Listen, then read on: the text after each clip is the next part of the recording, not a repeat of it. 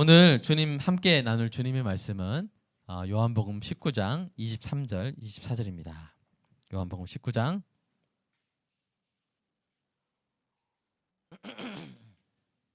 23, 24입니다. 저 여러분이 한 목소리로 합독하도록 하겠습니다.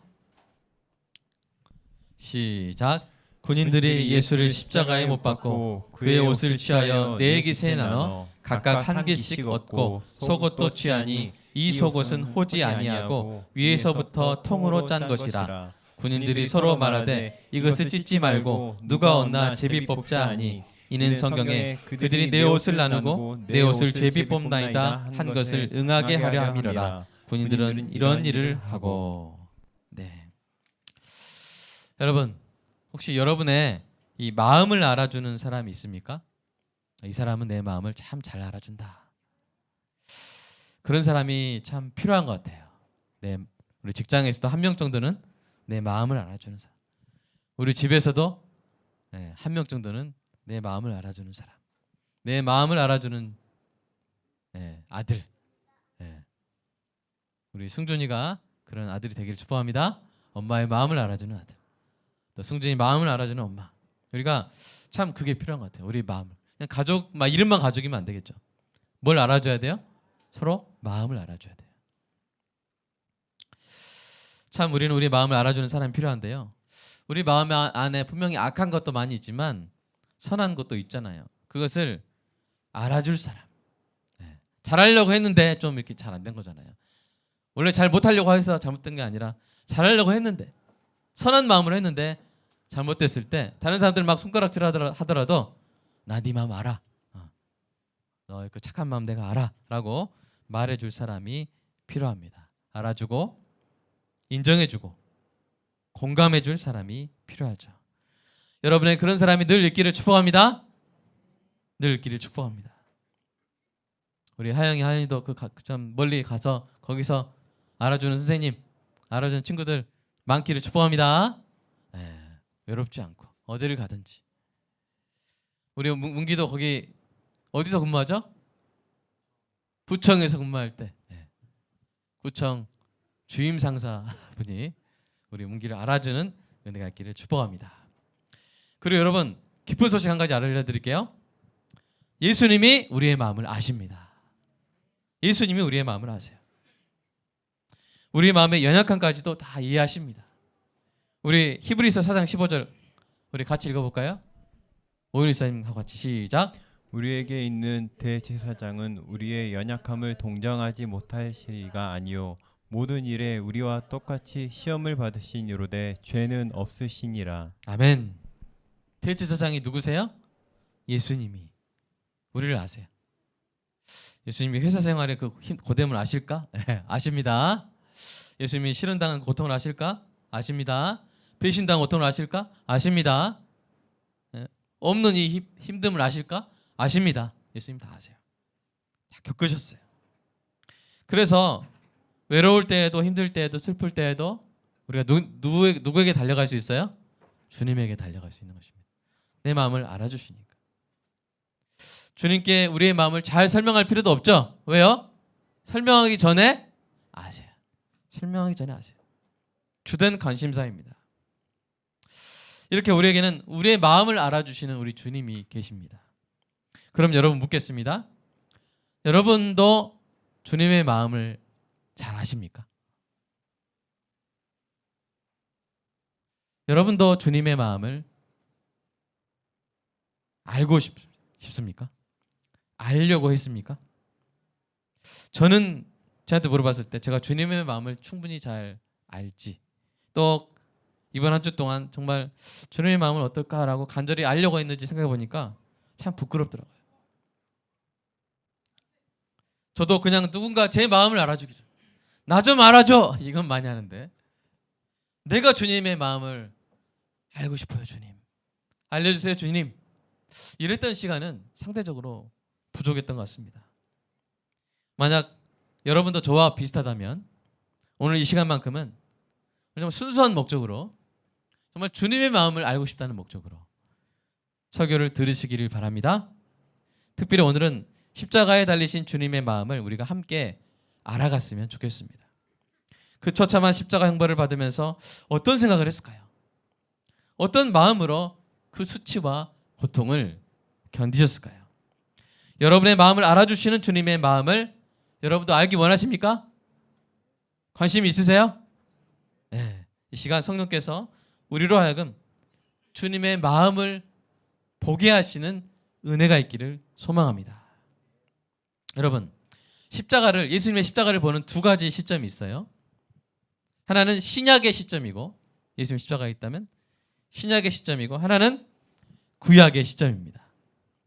제 개인적으로 볼 때 신약의 시점은 비교적 쉽고 명쾌한 반면에 구약에서 보는 십자가는 약간 난해하지만 또 심오합니다. 그래서 두 가지 시점으로 다 볼 필요가 있어요. 종합해서 볼 필요가 있어요. 여러분, 구약의 시점에서 볼 때 예수 그리스도의 십자가는 예언된 사건이에요. 이미 일어난 사건이 아니라 예언된 사건입니다. 다 드러난 사건이 아니라 조금씩 드러나는 사건입니다. 구약의 구석구석에 그래서 그리스도의 십자가 사건에 대한 예언들이 들어가 있어요. 그 예언들이 그리스도의 십자가의 외부 사건들을 많이 보여줍니다. 요한복음에서 드러난 예언들만 한번 살펴볼까요? 여러분 시편 69편 21절 한번 읽어보겠습니다. 이것도 예언이에요. 읽어보겠습니다. 시작. 그들이 슬개를 나의 음식물로 주며 목마를 때 초를 마시게 하였사오니. 네, 이 예언이 바로 요한복음 19장 우리 앞으로 계속 보겠지만 28절 29절에 그대로 성취됩니다. 자, 읽어보겠습니다. 시작. 그 후에 예수께서 모든 일이 이미 이루어진 줄 아시고 성경을 응하게 하려 하사 이르시되 내가 목마르다 하시니 거기 신 포도주가 가득히 담긴 그릇이 있는지라. 사람들이 신 포도주를 적신 해면을 우슬초에 메어 예수의 입에 대니. 예수님 이걸 드세요.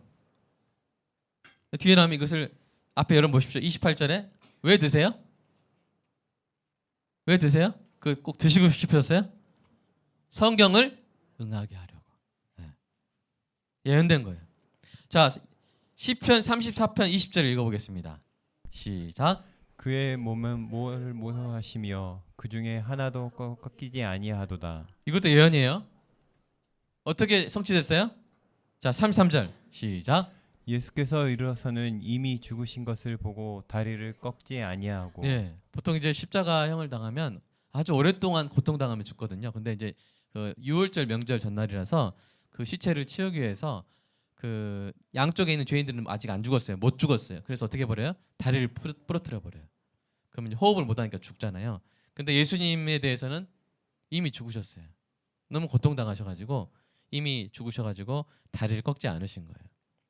그다음에 스가랴서 12장 10절 읽어보겠습니다. 시작. 내가 다윗의 집과 예루살렘 주민에게 은총과 강구하는 심령을 부어 주리니 그들이 그 찌른 바 그를 바라보고. 어떻게 성취됐습니까? 34절 시작. 그중 한 군인이 창으로 옆구리를 찌르니 곧 피와 물이 나오더라. 네. 어떤 분은 그럴 수 있어요. 그래요. 아까 처음에 말한 거 신포도주 그거는 예수님이 성경에 응하게 하려고 해서 했다고 하니까 제가 이해가 되는데 혹시 그 시편 34편 20절하고 스가랴 12장 10절은 껴맞춘 거 아니에요? 막 이렇게 할 수 있어요. 근데 그게 아니에요. 바로 사도 요한이 이야기해 준 거예요. 바로 요한복음 19장 36절 37절을 볼까요? 시작. 이 일이 일어난 것은 그 뼈가 하나도 꺾이지 아니하리라 한 성경을 응하게 하려 함이라. 또 다른 성경에 그들이 그 찌른 자를 보리라 하였느니라. 그 또 다른 성경은 어디겠어요? 스가랴서를 말한 것이죠. 그러니까 성경은 가장 명확하게 해석하는 방법이 뭐냐면 성경은 뭘로 해석한다? 성경은 성경으로 해석한다. 이렇게 이야기를 해주고 있는 거예요. 이런 예언들이 이 십자가 사건의 이 외부 사건을 보여주는 반면에 십자가에 달리신 그리스도의 이 속마음을 보여주는 예언들도 있습니다. 그런 예언이 주로 어디에서 발견될 수 있을까요? 오늘 본문에 보면요. 여러분 오늘 본문 보시면 어떤 사건이 일어납니까? 예수님을 십자가에 못 박은 군인들이 예수님의 옷을 취하여 네 깃으로 나누고요. 각각 하나씩 가지죠. 그 다음에 속옷은 어떻게 해요? 찢지 않고 통으로 한 사람에게 몰아주죠. 제비 뽑아서. 그런 장면이 나옵니다. 근데요. 여러분 아까 성경 읽어보시면 아시겠지만 이것도 뭐예요? 구약의 예언의 성취예요. 그래서 아예 24절에서 그 부분을 인용했죠. 우리는 원문을 가서 볼까요? 시편 22편 18절. 자, 읽어보겠습니다. 시작. 내 겉옷을 나누며 속옷을 제비 뽑나이다. 네, 바로 여기서 인용된 거예요. 이것이 성취된 거예요. 정말 정확히 성취돼 있죠. 네. 내 겉옷을 제비 뽑고 속옷을 나누나이다. 이게 아니에요. 네. 정확히 돼 있어요. 그런데 이 예언이 들어가 있는 시편 22편을 오늘 주목하고 싶은 거예요. 이 예언이 들어가 있는 이 22편은 시편 22편은 아주 독특합니다. 왜냐하면 십자가에 달리신 주님의 고난과 마음이 가장 깊고 풍부하게 들어간 시편이기 때문이에요. 이 시편 22편을 통해서 우리가 주님의 고난과 마음을 우리가 볼 수가 있는데요. 첫 번째로 버림받으신 주님을 보여줍니다. 시편 22편 1절이 우리 주님이 십자가에서 하나님께로부터 버림받으실 것을 예언했어요. 1절 한번 같이 읽어보실래요? 1절 시작. 내 하나님이여 내 하나님이여 어찌 나를 버리셨나이까. 네. 이거 딱 이것만 읽으면 또 꼭 뭐 같아요? 구약 같아요? 신약 같아요? 신약인데? 네. 근데 이게 바로 시편 20편 1절에 나온 내용이에요. 자, 어떻게 성취됐나요? 마가복음 15장 3, 4절 읽어보겠습니다. 시작. 제9시에 예수께서 크게 소리 지르시되 엘리 엘리 라막 사박다니 하시니 이를 번역하면 나의 하나님 어찌하여 나를 버리셨나이까 하는 뜻이라. 네. 마치 예수님이 시편 22편을 묵상하시기 시작한 것처럼 그걸 말씀하신 거예요. 그리고 시편 22편의 또 6절에는요. 우리 주님이 사람으로부터 비방과 조롱을 당하실 것을 예언했어요. 6절 한번 읽어볼까요? 시작. 나는 벌레요 사람이 아니라 사람의 비방거리요 백성의 조롱거리니이다. 네. 여러분 지금까지 우리가 주님을 보라 이 설교 시리즈 보면서 계속 사람들이 보고 믿은 사람은 소수주고 대부분 주님을 보고 뭐 했어요? 조롱했죠. 대부분 주님을 보고 뭐 했어요? 비방했어요. 비방하다가 구원받지 못한 그 십자가 죄인도 우리가 지난번에 살펴봤죠. 자, 세 번째로 시편 22편 16절을 또 보면요. 우리 주님의 손과 발이 못에 찔리실 것을 또 예언했어요. 자, 같이 읽어보겠습니다. 시작. 그들이 나를 에워쌌으며 악한 무리가 나를 둘러 내 수족을 찔렀나이다. 예, 너무 구체적으로 시편 22편이 여러 구절에 걸쳐서 제가 다 가지고 온 게 아니에요. 대표적인 것을 말씀드리는 거예요. 이렇게 시편 22편에는요. 주님의 고난에 대한 예언이 이토록 많을 뿐만 아니라 잘 들여다보면 십자가 고난을 당하실 때 예수님의 마음을 엿볼 수가 있어요. 그런 내용들이 있어요. 여러분, 그렇다면 시편 22편을 통해서 알아볼 수 있는 주님의 마음은 무엇일까요? 다시 말해서 여러분 예수님이 무엇을 생각하시면서 그 십자가 고통을 당하셨을까요? 무엇을 생각하면서 그 십자가 수치를 견뎌내셨을까요? 우리 직장 생활하다 참 힘들잖아요. 우리 배순 자매님은 참 힘들 때 무슨 생각하면서 버티십니까? 네, 애들 생각하시죠? 네. 남편 생각도 하시나요? 네. 네. 남편과 애들 생각을 하시면서 네. 강한 부정은 강한 긍정이라고 제가 받아들이겠습니다. 네. 왜 생각하면서 이렇게 내가 우리 가은이 생각하면서 가영이 생각하면서 또 가연이 생각하면서 이렇게 우리가 견디는 것이죠. 예수님은 과연 무엇을 생각하시면서 그 십자가 수치와 고통을 당하셨을까요? 여러분 시편 22편이 가르쳐주는 것이 바로 그것입니다. 여러분 예수님이 십자가에서 하신 대표적인 말씀 두 말씀 여러분 생각나는 거 한번 이야기해 보세요. 예수님이 십자가에서 하신 대표적인 말씀 어떤 말씀이 생각나세요? 아까 나의 하나님 어찌하여 나를 버리셨나이까 이거 생각나시죠? 이게 탑 10에서 1번이라면 그 다음에 뭘까요? 그 짧은 거 생각나시죠? 다 이루었다. 이게 두 개가 다른 건 혹시 생각 안 날 수 있어요? 내가 목마르다 이런 거 생각 안 나실 수 있어요. 그러나 이 두 가지는 생각나실 거예요. 이 복음서에 보면 대체적으로 이 나의 하나님 어찌 나를 버리셨나이까 이거를 아마 처음에 말씀하신 것 같고 제일 마지막에 숨을 거두실 때 다 이루었다 이렇게 하신 것 같아요. 여러분 나의 하나님 어찌 나를 버리셨나이까는 시편 22편 몇 절에 나와요? 시편 20편 몇 절에 나온다고 했어요 아까? 1절에 나온다고 했잖아요. 시작될 때. 그 다음에 시편 22편 31절을 보면 이렇습니다. 한번 읽어볼까요? 시작. 와서 그의 공의를 태어날 백성에게 전하며 주께서 이를 행하셨다 할 것이로다. 네, 이 히브리어로 되어 있는데 성경학자들은 이를 행하셨다, 이것이 어떤 표현과 연결되냐면 바로 요한복음 19장 30절에 하신 말씀과 연결된다고 이야기합니다. 한번 읽어볼까요? 시작. 예수께서 친 포도주를 받으신 후에 이르시되 다 이루었다 하시고 머리를 숙이시니 영혼이 떠나가시니라. 네, 이를 행하셨다. 영어로 has performed. has performed. 다 이루셨다는 뜻이에요. 다 이루셨다 할 것이로다 이렇게 써놨어요. 시편에. 그분이 메시아께서 그리스도께서 마지막에 다 이루었다 할 것이로다라고 예언을 한 거예요. 시편이. 시편 몇 편이요? 22편이. 근데 정말로 예수님께서 요한복음 19장에서 뭐라 하셨어요? 다 이루었다 하신 거예요. 여러분 뭔가 느낌이 안 오나요? 오나요? 느낌이 왔어요? 안 왔어요? 안 왔어요? 왔어요? 왔죠? 여러분 여기서 알 수 있는 게 뭐예요? 예수님이 십자가에 달리셨을 때 예수님이 시편 22편을 묵상하고 계셨다는 거예요. 시편 22편을 묵상하고 계셨다는 거예요. 그리고 인용까지 하셨다는 거예요. 예수님의 마음에 시편 22편이 있었다는 거예요. 예수님의 마음속 첫 번째 고통이 뭡니까? 바로 시편 22편 1편에서 말하고 있는 것처럼 예수님의 그 십자가의 영적 고통의 첫 번째가 뭐예요? 버림받은 거예요. 버림받은 거예요. 예수님이 십자가에서 하나님께로부터 버림받았어요. 여러분, 예수님은 사실 많은 버림을 받았어요. 백성들도 예수님 버렸어요. 그래서 예수님과 바라바 중에 누구를 선택했어요?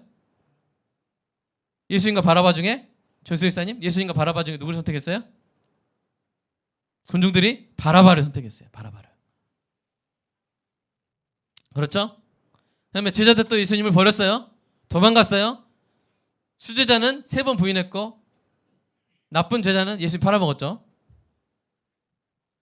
얼마나 고통스럽겠어요, 여러분. 얼마나 고통스럽겠어요. 여러분 제가 광주에 온 게 제가 이렇게 개척하려고 온 게 아니라 제가 청년들을 다 가르쳤는데 청년들이 목사님 이제 나가세요. 목사님께 배우기 싫어해서 버림받아서 왔으면 제가 얼마나 힘들겠어요. 서울을 보기 싫겠죠, 막 서울을. 그죠? 다음 주에도 3명 온다 그래요. 버림받은 거 아닙니다. 근데 예수님 버림받았어요. 그렇게 버림받았어요. 그러나 그런 버림받음의 고통마저도 예수님이 영원토록 무한한 기쁨으로 교제하시던 하나님 아버지께로부터 버림받는 것에 비하면 아무것도 아니었어요. 하나님 아들 예수님이 아버지 하나님으로부터 외면당하고 버림받을 때의 그 고통은요, 제가 솔직히 이해할 수도 없고 표현할 수도 없어요. 제가 이해할 수도 없고 제가 표현할 수 없어요. 우리는 결코 그 고통을 이해할 수도 없고 맛볼 수도 없어요. 그래서 여러분 막 십자가에 어떤 목사님은 자기를 십자가에 못 박잖아요. 막 이렇게 하면서 이렇게 그 사진도 뜨고 했는데 우리가 막 우리 손에 직자 정말 그때 그대로 재현한다 할지라도 우리는 그리스도의 십자가에 절대 근접할 수 없어요. 단지 막 손발 못 박히고 그게 아니에요.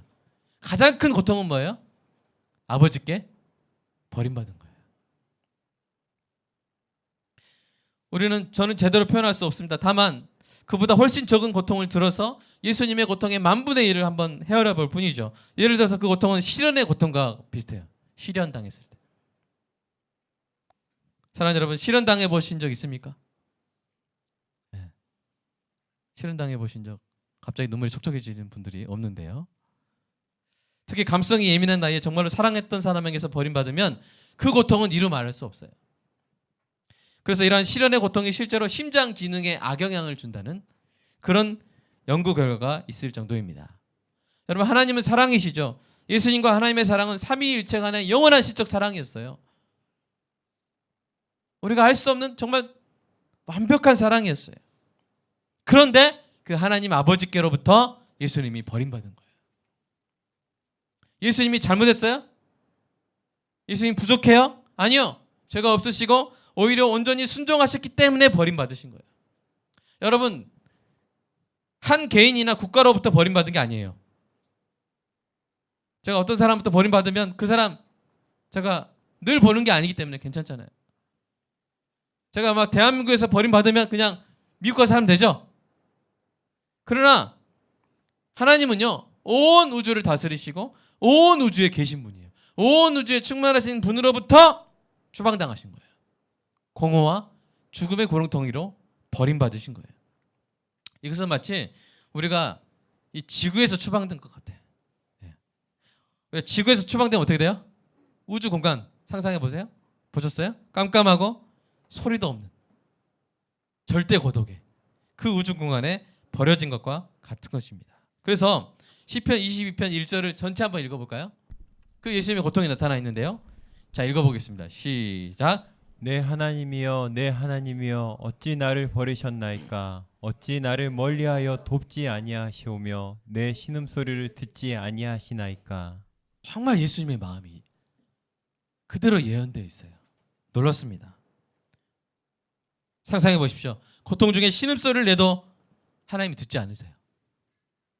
가장 사랑하는 분으로부터 가장 철저하게 버림을 받았어요. 그런데 그 와중에도 예수님의 마음에 있었던 게 뭐예요? 역설적이지만 그 와중에도 그 완벽한 버리심을 당하는 와중에도 예수님의 마음에 뭐가 있었다는 거예요? 그 증거가 되는 게 저기 있잖아요. 뭐가 있었다는 거예요? 하나님의 말씀이 있었다는 거예요.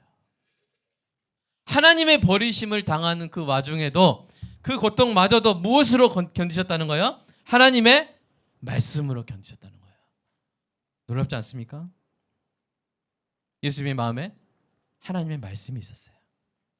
둘째로 예수님은 하나님의 말씀을 생각했을 뿐만 아니라 하나님의 백성을 생각하면서 견디셨어요. 예수님이 십자가에서 죽으실 때 마지막으로 하신 말씀 아까 읽었지만 다시 한번 읽어보겠습니다. 시작. 예수께서 신 포도주를 받으신 후에 이르시되 다 이루었다 하시고 머리를 숙이시니 영원히 떠나가시니라. 예수님이 여러분 사실은 이게 십자가에서 달리면 지난 시간에 제가 숨 쉬는 게 십자가에서 어렵다고 했어요. 숨 쉬는 게 어려워요. 왜냐하면 이게 여기다가 못을 박았거든요. 근데 여기가 강하지 않잖아요. 그러니까 이것을 숨 쉬려면 이렇게 몸을 당겨야 되는데 그럼 여기가 찢어지겠죠. 여기 신경이 몰려있기 때문에 엄청 아파요. 그리고 이게 몸을 옆으로 막 비틀면서 숨 한 번 쉬어야 되는 거예요. 정말 숨 한 번 쉬는 게 너무 고통스러운 거예요. 온몸이 찢어지고. 그렇기 때문에 예수님이 특별히 마지막에 돌아가실 때 다 이루었다 하셨는데 사실 그 앞에 생략된 말이 있는 거예요.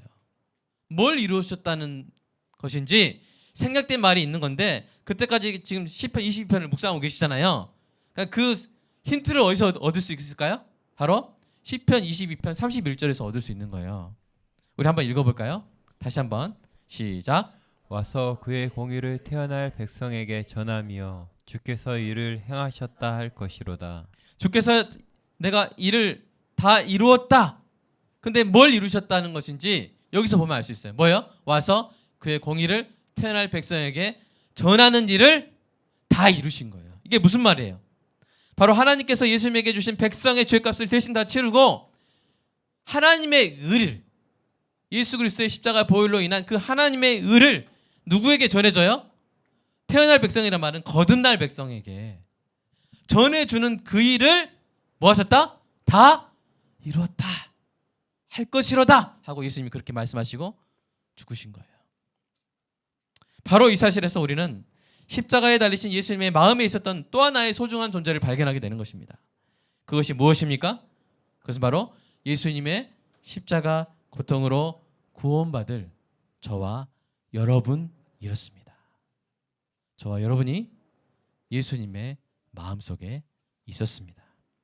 이것을 뒷받침하는 내용이 있는데요. 그것은 예수님이 십자가 고난을 몇 시간 앞두고 하나님께 드린 요한복음 17장의 기도예요. 여러분 요한복음 17장의 기도에서 보면 놀랍게도 우리는 예수님이 뭔가를 계속 되뇌이고 있는 것을 발견하죠. 예수님이 똑같은 표현을 똑같은 내용을 계속 되뇌이고 있는 거예요. 아까 우리 배수연 자매님 힘들고 어려울 때 아유 가연이 하면서 이렇게 버티듯이 예수님이 뭔가를 계속 되뇌고 계신 거예요. 요한복음 17장 2절, 6절, 9절, 11절 12절, 14절에서 7번이나 되뇌이고 계신 그 내용은 뭐냐면요. 아버지께서 내게 주신 백성이라는 거예요. 예를 들어볼까요? 2절 한번 읽어볼까요? 2절 시작. 아버지께서 아들에게 주신 모든 사람에게 영생을 영생을 주게 주게 하시려고. 9절 시작. 내가 그들을 위하여 비옵나니 내가 비옵는 것은 세상을 위함이 아니요 내게 주신 자들 위함입니다. 네. 그 17장에 계속 7번이 나오는 게 뭐예요? 내게 주신 자들. 내게 주신 자들. 다른 말로 뭐예요? 다른 말은 뭐예요? 찬민이죠. 유민이죠. 승준이죠. 형원이죠. 혜원이죠. 그렇죠? 사랑이죠. 내게 주신 예준이죠. 유겸이죠. 문기죠. 계속 되뇌이신 거예요. 7번이나. 그 고통을 앞두고 계속 되뇌이시는 거예요. 마치 배순 우리 성도님이 힘들고 어려울 때 애들 이름 막 되뇌이듯이 예수님이 그렇게 하신 거예요. 견뎌내시려고, 이겨내시려고 저와 여러분을 계속 되뇌이신 거예요. 예수님이 십자가를 앞두고 그 십자가로 구원받을 백성을 생각하고 되뇌이셨고, 그 되뇌임이 언제까지 계속된 거예요? 십자가 죽음까지, 죽기 직전까지 하셨고, 제일 마지막에 이제 다 이루었다. 내가 찬민이를 해야 될 일을 내가 다 이루었다. 그렇게 말씀하신 거예요. 하나님께로부터 받으신 백성을 구원하기 위한 모든 일을 다 이루신 것입니다. 마지막까지 자기 백성을 생각하셨고 그 생각으로 십자가의 모든 고통을 견뎌내신 것입니다. 바로 저와 여러분을 구원하신다는 기쁨과 만족으로 그 고통을 이겨내신 줄로 믿습니다. 우리 히브리서 12장 2절에 나오죠. 예수님의 마음이. 읽어볼까요? 시작. 믿음의 주여 또 온전하게 하신 이인 예수를 바라보자. 그는 그 앞에 있는 기쁨을 위하여 십자가를 참으사 부끄러움을 개의치 아니하시더니 하나님 보좌 우편에 앉으셨느니라. 아멘. 이사야서 53장 이렇게 이야기합니다. 시작. 그가 자기 영혼에 숭고한 것을 보고 만족하게 여길 것이라. 네. 그 고통을 겪으면서 또 겪고 나서 기뻐하시고 만족히 여기는 것은 그 고통으로 인해 저와 여러분이 예수를 믿는 자들이 구원받을 것을 바라보셨기 때문인 줄로 믿습니다. 여러분, 지금까지 우리는 요한복음 19장과 시편 22편을 통해서 예수님의 마음을 들여다보았습니다.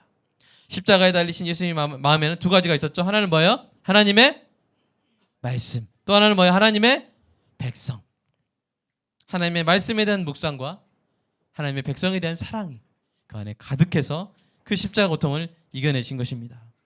여러분, 십자가에 달리신 예수님의 마음에 하나님의 말씀에 대한 묵상이 있었다는 사실이 저와 여러분에게 얼마나 큰 도전이 되는지 몰라요. 저와 여러분도 고난의 시기에, 고난이 심할 때 이런 생각도 들잖아요. 하나님 날 버리셨나? 하나님 저에게 왜 이렇게까지 하시죠? 왜 저를 외면하시죠?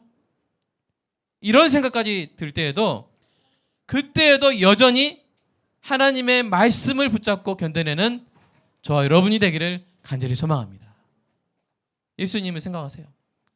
나를 버리셨나이까 하는 그것도 우리가 시편 22편을 모르면 아, 예수님 불평하시나 보다,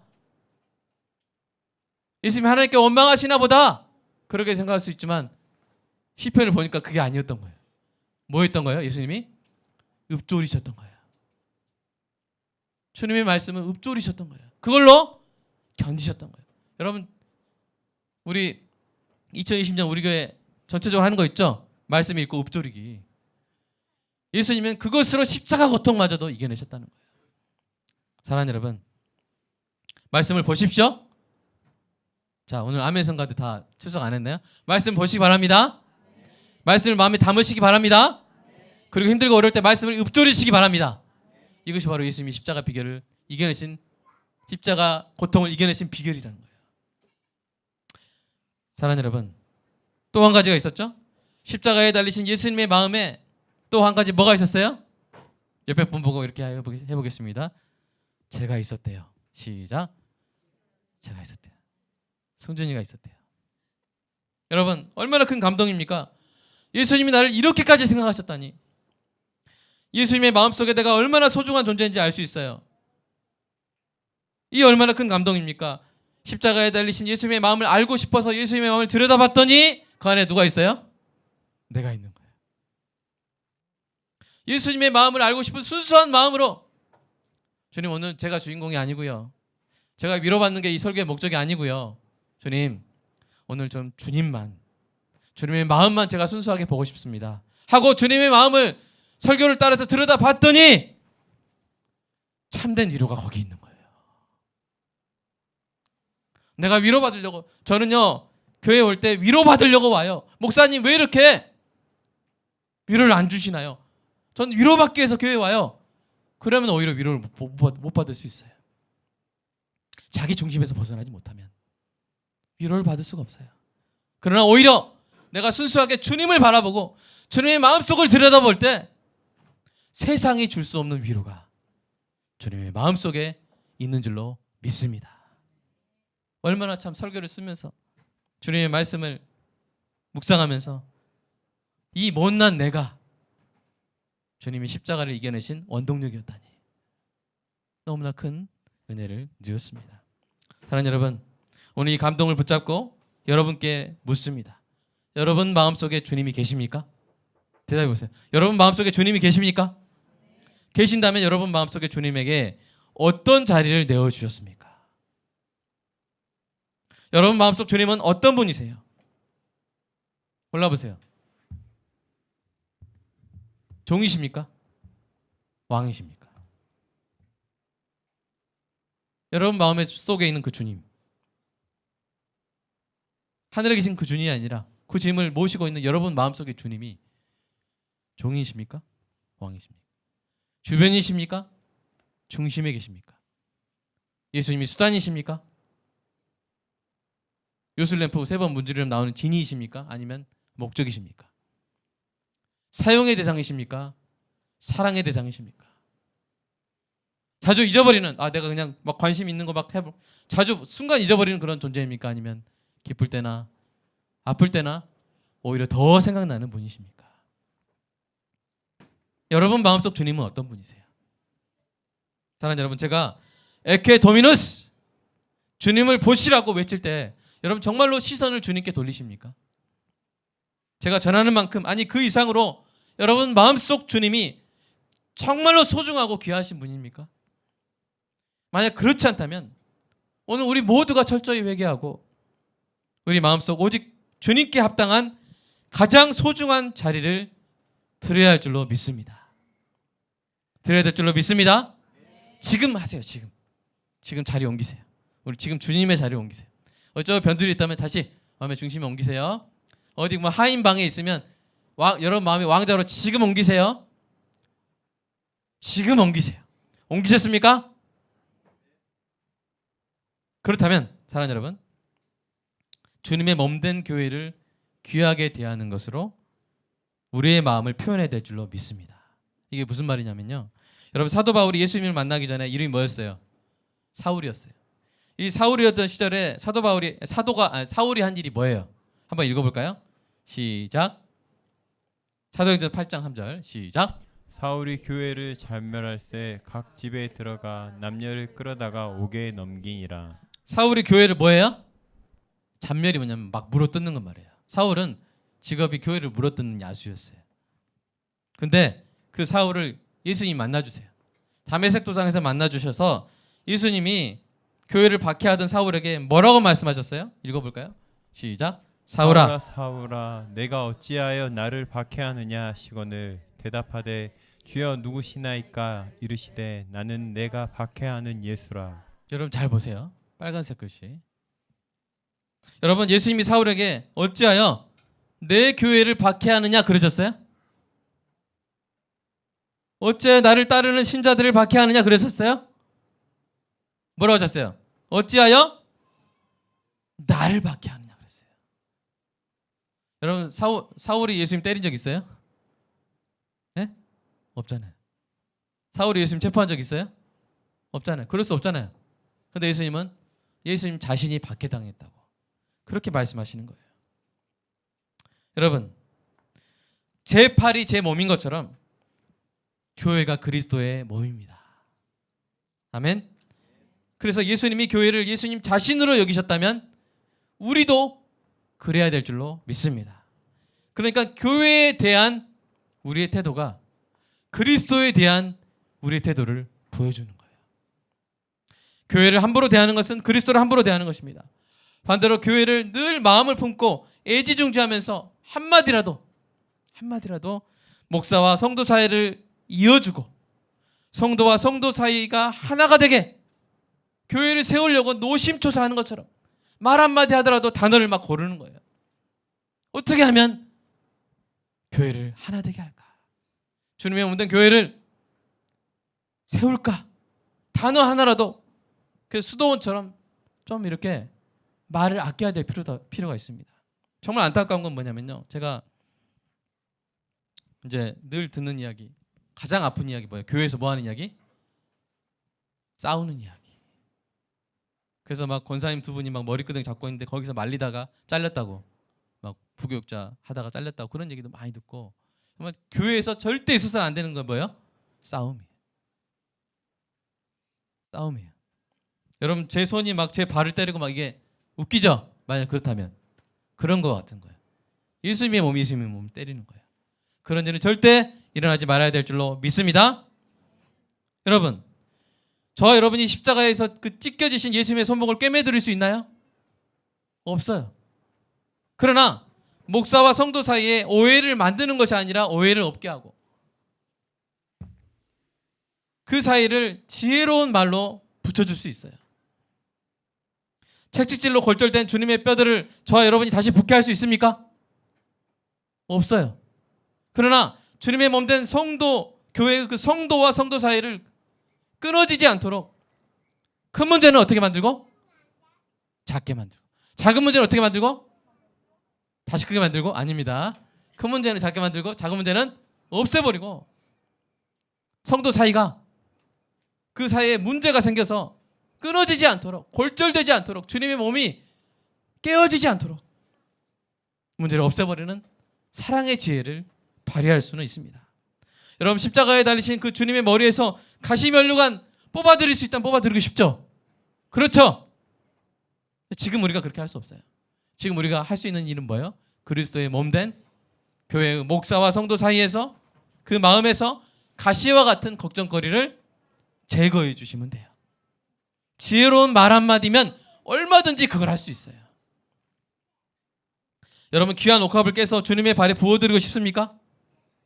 그러고 싶으세요? 근데 우리가 지금 그렇게 할 수 없잖아요. 어떻게 하면 돼요? 교회 목사와 성도에게 인정과 격려와 칭찬의 향유를 부어드리면 돼요. 그것들을 다 주님이 받으실 줄로 믿습니다. 아멘. 주님이 그러니까 우리가 대부분 할 수 있는 게 뭐예요? 예쁜 말, 지혜로운 말, 칭찬, 인정. 이걸로 주님을 향한 우리의 사랑을 가장 아름답고 효율적으로 저와 여러분이 표현할 수 있는 것입니다. 사랑하는 여러분, 교회는 그리스도의 몸입니다. 이 땅의 교회는 눈에 보이는 그리스도의 몸입니다. 주님께서 우리를 그 마음의 소중한 존재로 품으셨듯이 저와 여러분도 항상 주님을 우리 마음의 소중한 존재로 모시는 저와 여러분이 되기를 간절히 소망합니다. 그리고 그 아름다운 마음으로 그리스도의 몸된 교회의 하나됨을 위해서 헌신되는 저와 여러분이 있기를 축복합니다. 얼마 전에 제 첫째 아들이 손가락이 부러졌어요. 골절됐는데 새끼손가락 골절됐는데 막 기도가 절로 나오더라고요. 성장판 어떻게 됐냐고 물어보면서 제가 여러분 교회는요 성도 사이가 깨지면 목사와 성도 사이가 멀어지면 성장 못해요. 성화 안 돼요. 왜요? 여러분 제가 왜 목사와 교인 사이를 이렇게 강조하냐면요 목사와 교인 사이가 틀어지면요 뭐가 안 들려요? 뭐가 안 들리겠어요? 설교 안 들려요. 설교 안 들리면 뭘 못 먹어요?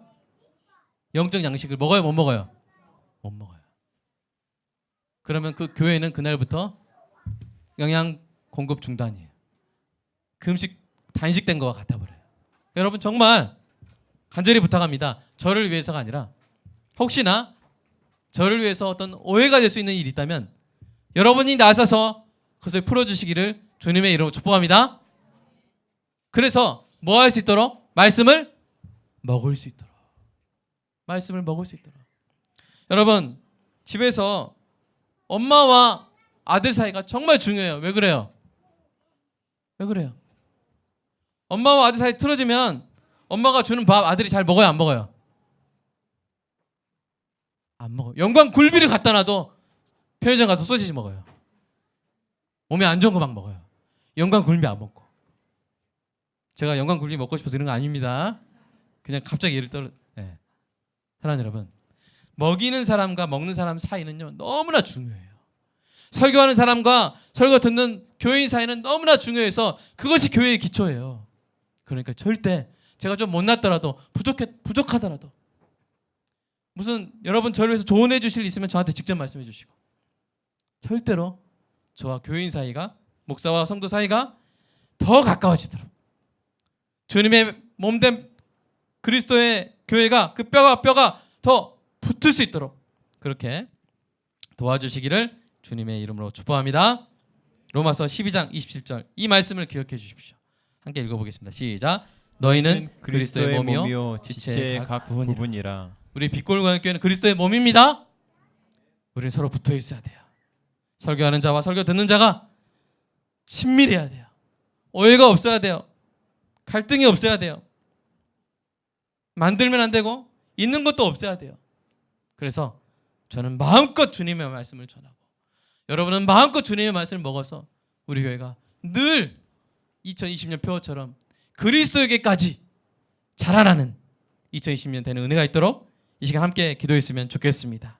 오늘 설교를 통해서 우리 각자가 주님의 마음을 알아서 주님을 가장 소중한 분으로 우리의 마음에 모시고 그 마음으로 주님의 몸된 교회를 사랑할 힘과 지혜를 주시라고, 우리가 주님의 마음을 알고 그 속에서 우리 자신을 발견하고, 그래서 우리도 주님을 가장 소중한 분으로 우리 마음에 모시고 그 마음을 눈에 보이는 이 땅의 지혜로운 말과 사랑의 언신으로 표현할 수 있는 성령 충만함을 주시라고 이 시간 간절히 기도하겠습니다. 사랑의 아버지 하나님 감사합니다. 오늘 주신 말씀 하나님, 주님을 사랑합니다.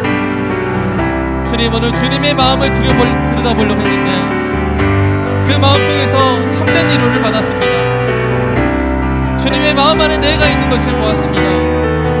그 어렵고 있는 시기 가운데서도 하나님의 말씀을 붙들고 계신 예수님, 하나님의 백성을 붙들고 계신 예수님을 발견했습니다. 주님, 이제 내 마음 가운데서도 주님이 가장 중심에 계시기를 소망합니다.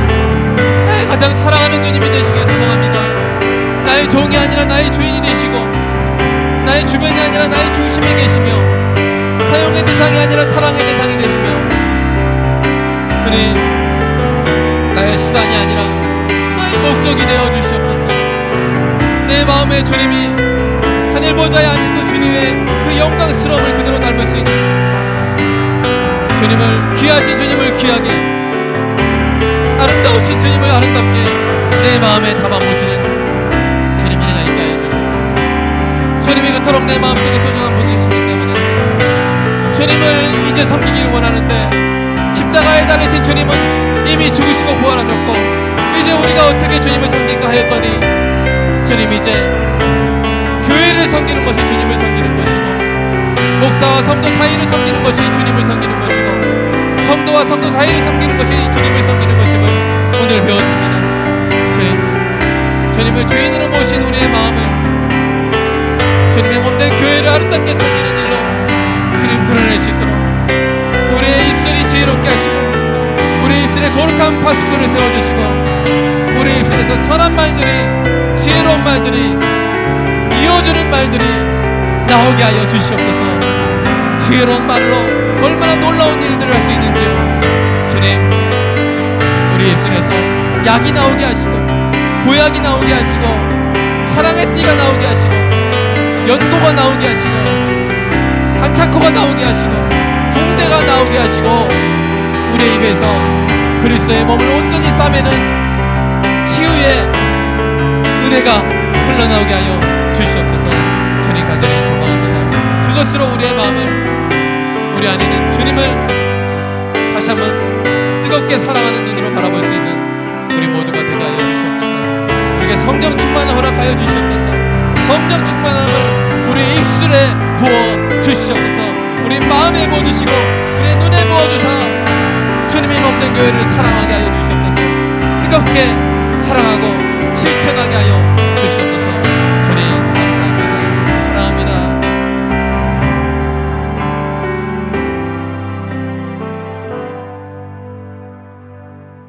주님, 오늘 주님의 마음을 들여다보다가 그 안에 나를 발견하고 놀라운 감동을 누렸습니다.